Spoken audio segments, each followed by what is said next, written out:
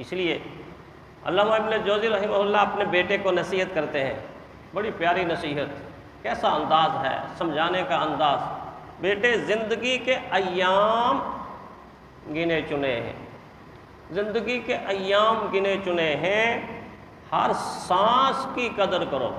آپ جملے پہ غور تو کریں، یوں نہیں فرمایا، ایسے بھی کہہ سکتے تھے نا کہ زندگی کے ایام گنے چنے ہیں، زندگی کی قدر کرو، عمر کی قدر کرو، ایسے بھی کہہ سکتے تھے، لیکن اتنا باریکی کے ساتھ فرمایا زندگی کے ایام گنے چنے ہیں، ہر سانس کی قدر کرو۔ کیوں؟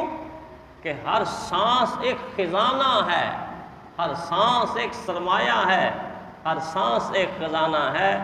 کہیں قیامت کے دن ایسا نہ ہو کہ تو جائے اور تیری زندگی کا خزانہ ہی خالی ہو، تیری زندگی کا خزانہ ہی خالی ہو۔ اس وقت خزانہ خالی ہو گیا تو کہاں سے پورا کریں گے، کہاں سے فل کریں گے، کہاں سے سرمایہ لائیں گے؟ سرمایہ تو وہاں نہیں ملے گا۔ اسی لیے ہمارے استاد فرمایا کرتے تھے، عام لوگوں کی طرح مت ہونا کہ ان کو جب کہا جائے کہ زندگی کیسے گزر رہی ہے تو آگے سے کہتے ہیں بس زندگی پوری کر رہے ہیں، زندگی پوری کر رہے ہیں۔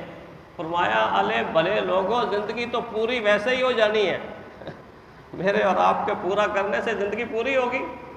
وہی زندگی تو پوری ویسے ہی ہو جانی ہے، لہٰذا تمہاری ذمہ داری اور ڈیوٹی یہ نہیں ہے کہ تم زندگی کو پورا کرو، بلکہ تمہاری ذمہ داری یہ ہے کہ تم زندگی کو پر کرو، پورا نہ کرو، پر کرو، ہر لمحے کو پر کرو، ہر لحظے کو پر کرو، ہر گھڑی کو پر کرو، ہر ساتھ کو پر کرو، ہر سیکنڈ کو پر کرو، ہر منٹ کو پر کرو۔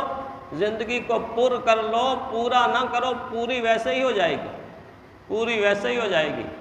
تو کسی نے کہا نا کہ وقت کسی کا ساتھ نہ دے گا، ہاتھ اور جیبیں جاڑو گے، وقت کسی کا ساتھ نہ دے گا، ہاتھ اور جیبیں جاڑو گے۔ وارث شاہ نے کہا، وارث شاہ یہ عمر کے مہرے آخر ایک دن ہارو گے، وارث شاہ یہ عمر کے مہرے آخر ایک دن ہارو گے۔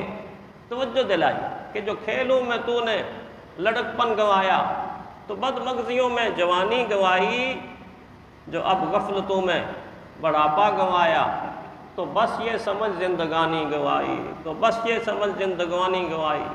تجھے پہلے بچپن نے برسوں کھلایا، بچپن میں انسان کھیل کود کرتا ہے۔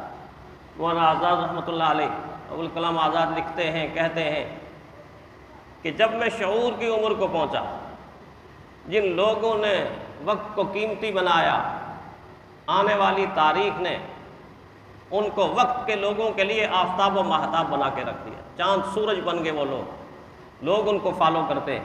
پاکستان والوں کو تو اتنا علم نہیں ہے ان کے بارے میں، ہندوستان کے مسلمانوں سے پوچھیں کہ ابوالکلام آزاد کون تھے، ان کی کیا خدمات تھی، آزادی کی جنگ میں انہوں نے کیا کردار ادا کیا۔ فرمایا 13-14 سال کی عمر میں کتاب لے کے گوشہ عافیت میں چھپنے کی کوشش کرتا تھا، کوئی مجھے نہ دیکھے، میں کسی کو نہ دیکھوں، کوئی مجھے نہ دیکھے، میں کسی کو نہ دیکھوں۔ پھر کیا قیمتی سرمایہ ان کی لٹریچر پڑھ کے انسان کی آنکھیں کھلتی ہیں کہ اللہ تعالیٰ نے اس انسان کو کیا قادر الکلام بنایا۔ ایسے ابوالکلام نہیں ہے، ایسا کلام، اتنی ادب اور ادب کی چاشنی کہ انسان جب ان کا لٹریچر پڑھتا ہے تو اس کے اندر گم ہو جاتا ہے کہ اللہ نے کیا ان کو صلاحیت عطا کی۔ ہندوستان کے وزیر تعلیم بھی رہے۔ تو جن لوگوں نے وقت کی قدر کو پہچانا ہے، ان لوگوں نے آنے والے لوگوں کے لیے بھی سرمایہ اکٹھا کر لیا۔ صرف اپنے لیے سرمایہ نہیں اکٹھا کیا، آنے والے لوگوں کے لیے بھی سرمایہ اکٹھا کیا۔ آج آپ کی جتنی لائبریریاں ہیں، تفسیریں ہیں، اور محدثین کی طرف سے حدیثیں ہیں، فقہ ہے، گرامر ہے، اصول فقہ ہے، اور علم کے وہ سارے کے سارے سمندر آپ کے الماریوں میں جو نظر آتے ہیں، لائبریریوں میں جو نظر آتے ہیں، یہ ان لوگوں کی راتوں کی جاگنے کی وجہ سے، وہ راتوں کو سوتے نہیں تھے۔ من طلب العلا سحر اللیالی، فرمایا جو لوگ بلندیوں پر پہنچتے ہیں وہ راتوں کو ہمیشہ جاگا کرتے ہیں، اور جن کو وقت کی خبر نہ ہو، وہ ہمیشہ پچھتایا کرتے ہیں، اور ان کا پچھتانا بھی کسی قوم کا ہے۔ تمہیں کیا خبر اپنے اوقات کی، خبر تم کو دن کی نہ ہے رات کی، نہ ہاتھ آئے گزرا ہوا ایک پل، بدل جائے دنیا نہ آئے گا کل۔ ساری دنیا تبدیل ہو جائے لیکن کل نہیں آئے گا، پھیلتی روشنی ہو کہ تاریکیاں، کون سمجھے زمانے کی باریکیاں، کون سمجھے زمانے کی باریکیاں۔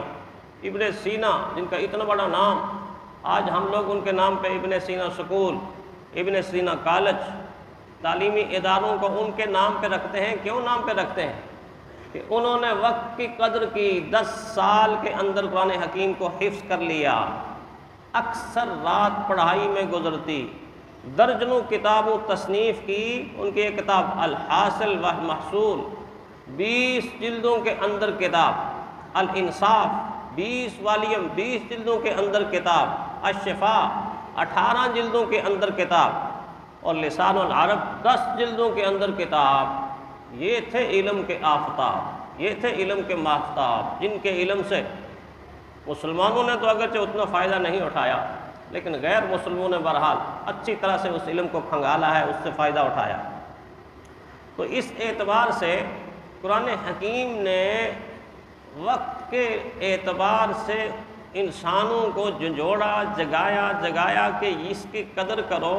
جو قوم وقت کے پیچھے چلتی ہے وہ قوم کبھی بھی وقت کو پا نہیں سکتی، وہ قوم کبھی بھی وقت کو پا نہیں سکتی۔ وقت کے پیچھے چلنے والا کامیاب نہیں ہے۔ دنیا میں بہت سارے کام ایسے ہیں جن میں پیچھے چلنے والا کامیاب ہے۔ امام کی اقتداء کرنے والا کامیاب، پیچھے چلنے والا کامیاب۔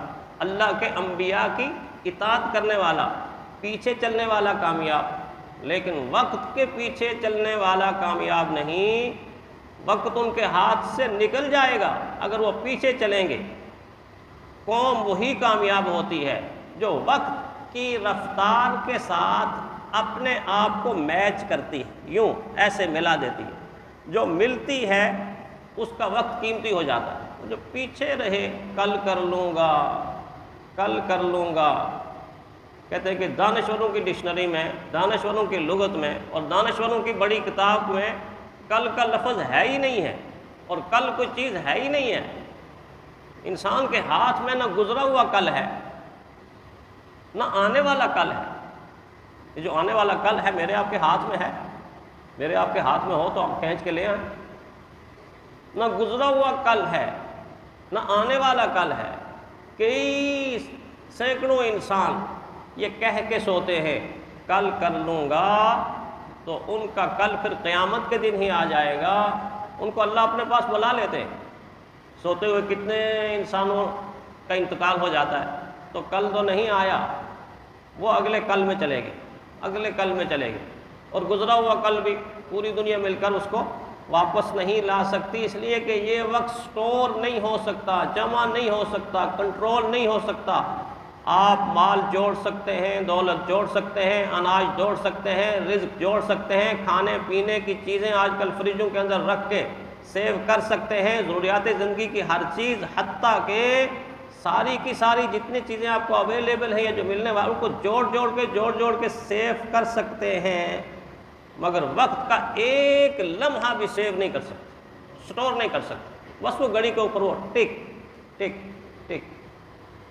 اسی لیے فیثاغورس نے یہ بات کہی کہ وقت اصل میں برف کی ڈلیوں کی طرح ہے کہ کڑکتی ہوئی دھوپ کے اندر برف کی ڈلیوں کو رکھ دو تو وہ ہمیشہ پگھلتی رہیں گی، اور صبح کی رکھی ہوئی شام کو آپ کو نہیں ملیں گی۔ اس طرح وقت تیزی کے ساتھ ایسے نکل جاتا ہے جیسے برف کی ڈلیوں سے پانی بن کر ڈلیوں کا وجود ختم ہوتا ہے اور نکل جاتا ہے۔ یا جس انسان کے ہاتھ کے اندر ریت ہو، وہ یوں سرکتی رہتی ہے، یہ ہلاتا رہے، وہ نکلتی جائے گی۔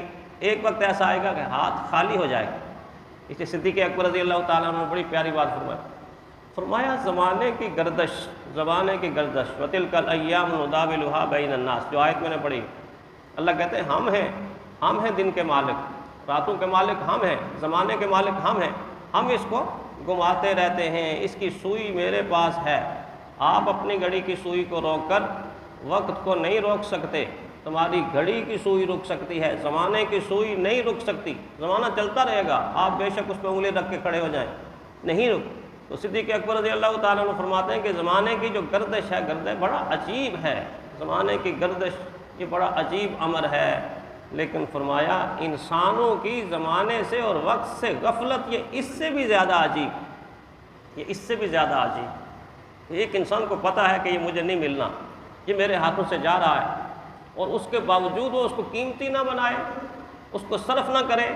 حضرت عمر رضی اللہ تعالیٰ نے فرمایا یہ دن تمہاری زندگی کے صحیفے، چھوٹی چھوٹی چھوٹی کتابیں بن رہی ہیں، میری اور آپ کی زندگی کی، ہر دن کی ایک کتاب، ہر رات کی ایک کتاب، ہر صبح کی ایک کتاب، ہر شام کی ایک کتاب، لمحہ لمحہ لمحہ لمحہ لمحہ لمحہ کتاب بن رہی ہے۔ فرمایا ان کتابوں کو ایسا بناؤ اچھے اعمال کے ساتھ کہ قیامت کے دن یہ کتابیں جب کھلیں، ایسے کھلیں، اور نامہ اعمال کی بڑی کتاب جب کیوں کھلے تو روشنی ہی روشنی، روشنی ہی روشنی، نور ہی نور، اللہ کی بنائی ہوئی جنت بھی جگمگ کرے اور محشر کے میدان میں ساری جگمگ جگمگ ہو جائے۔ اس طرح وقت کو صرف کرو، وقت کو اس طرح کام میں لاؤ۔ اور ایک عجیب بات ہے، دنیا میں اور آپ، ساری دنیا کے انسان عموماً ایک وقت میں ایک کام کر سکتے ہیں۔ دیکھیں آپ کھا رہے ہیں، کھانا کھا رہے ہیں، تو جس وقت کھا رہے ہیں اس وقت پی نہیں سکتے، اب آپ پانی پی رہے ہیں، جس وقت پی رہے ہیں آپ کھانا نہیں کھا سکتے، آپ گہری نیند سو رہے ہیں تو سو رہے ہیں، جاگ نہیں سکتے، آپ جاگے ہیں تو سو، یعنی ایک وقت کے اندر آپ ایک ہی کام کر سکتے ہیں، دو کام اکثر نہیں ہو سکتے۔ لیکن وقت کی قدر و قیمت کا لحاظ کرتے ہوئے اللہ نے انسان کو ایسا بنایا کہ یار اگر تم ایک وقت کے اندر اپنا وقت قیمتی بنانا چاہتے ہو تو تم اکٹھے دو کام کر سکتے ہو، اکٹھے دو کام کر سکتے ہو۔ کیسے؟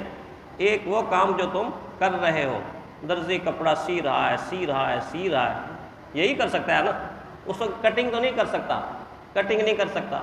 آپ کا حجام آپ کے بال بنا رہا ہے تو بال ہی بنا رہا ہے نا، آپ کا سوٹ تو نہیں سی سکتا۔ یعنی ایک کام، اللہ کہتے ہیں میں نے آپ کو ایک ایسا کام دے دیا کہ اگر تم کرنا چاہو تو تم ہر کام کے ساتھ کر سکتے ہو، درزی بھی کر سکتا ہے، موچی بھی کر سکتا ہے، حجام بھی کر سکتا ہے، فائلیں چیک کرنے والا دفتر والا بھی کر سکتا ہے، کاشتکاری کرنے والا بھی کر سکتا ہے، تجارت کرنے والا بھی کر سکتا ہے، چلنے والا بھی کر سکتا ہے، بیٹھنے والا بھی کر سکتا ہے، اٹھنے والا بھی کر سکتا ہے، حتیٰ کہ لیٹنے والا بھی کر سکتا ہے، سارے کا سارا کام۔ وہ کام کیا ہے کہ ادھر تم فائلیں چیک کرتے جاؤ اور ادھر زبان سے سبحان اللہ، الحمدللہ، اللہ اکبر، ادھر کپڑے سیدھے جاؤ، سبحان اللہ، الحمدللہ، اللہ اکبر۔ ذکر ایک ایسی عبادت ہے جو انسان اپنے کام کے ساتھ، جو کام بھی وہ دنیا کا کر رہا ہے جائز کام، اس جائز کام کے ساتھ ذکر کیا جا سکتا ہے۔ اور ذکر ایک ایسی چیز ہے، الحمدللہ، یہ 3 لمحے روشن، الحمدللہ آگے 3 لمحے روشن، اللہ اکبر 3 لمحے روشن، صلی اللہ علیہ وسلم 3 لمحے روشن۔ آپ کی زندگی سے جانے والا ہر لمحہ روشنی روشنی روشنی روشنی۔ قیامت کے دن جب نامہ اعمال کے الگاریاں کھلیں گی تو نور ہی نور ہوگا، روشنی روشنی ہوگی، کوئی اس میں محنت نہیں، کوئی مشقت نہیں، کوئی اضافی طور پہ کوئی اہتمام نہیں ہے، زندگی وہی روٹین کی زندگی ہے۔ اسی روٹین کی زندگی کے اندر اگر ہم وقت کو قیمتی بنا لیں کہ کم از کم ذکر کو اپنی زندگی کے ساتھ جوڑ کے ہر لمحے کو غفلت سے ہٹا کر ذکر کا لمحہ بنا دیں، اللہ تعالی ہمیں ایسا ہی کرنے کی توفیق عطا فرمائے۔